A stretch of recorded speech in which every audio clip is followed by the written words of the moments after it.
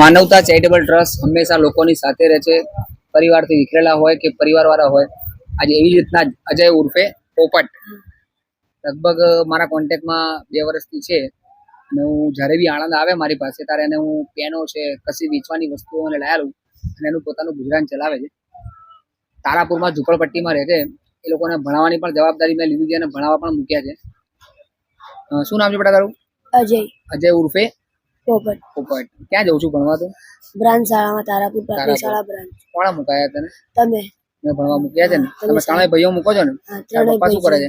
મરી ગયા. પપ્પા મરી ગયા છે. શું કામ કરે તું અત્યારે? અત્યારે આ ધંધો કરું. કોણ હલાવ્યું? તમે આપ્યા સાહેબ. અને અગાઉ શું હલાવ્યું તું? આગળ પેનો ને એવું બધું તમે ધંધો લઈ આપો. ભીખ માંગવાનું નહીં, વેચીને ખાવાનું, ધંધો કરીને ખાવાનું, બરોબર ને? તો આ હતા અજય ઉર્ફે પોપટ અને છોકરાઓને બહુ જ પ્રેમ કરું છું અને જ્યારે બી મારી જોડે આવે ત્યારે એમને હું કશું ને કશું હલાવી દઉં છું અને એ લોકો એમનું પોતાનું ગુજરાન આવી રીતના ચલાવે છે. નાની ઉંમર છે પણ શું શક્ય બનતું નથી, કેમ કે બધી વસ્તુ નહીં કરી આપી શકતો. એમને ભણાવવા મૂક્યા, તારાપુર છે, આપણે બધી વસ્તુ કરીએ પણ એમની જ પોતાની જરૂરિયાત એ પૂરી કરી શકે એના માટે એક નાનકડો ધંધો એમના માટે કરી આવ્યો છે અને પોતે આ કામ કરે છે. ભણે છે બી, 5 ટાઈમ કામ કરે છે. સાંજના 5 વાગ્યા પછી આ લોકો વેચે છે, સવારમાં અડધો કલાક જાય છે અને શનિવાર રવિવાર ફૂલ ટાઈમ કામ કરે છે.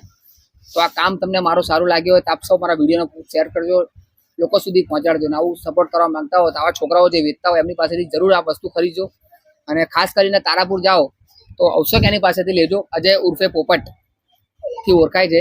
કદાચ તમને ચોકડી જ મળશે કોઈ બી હોટલની આજુબાજુ. તો વિડીયોને ખૂબ શેર કરજો, લોકો સુધી પહોંચાડજો.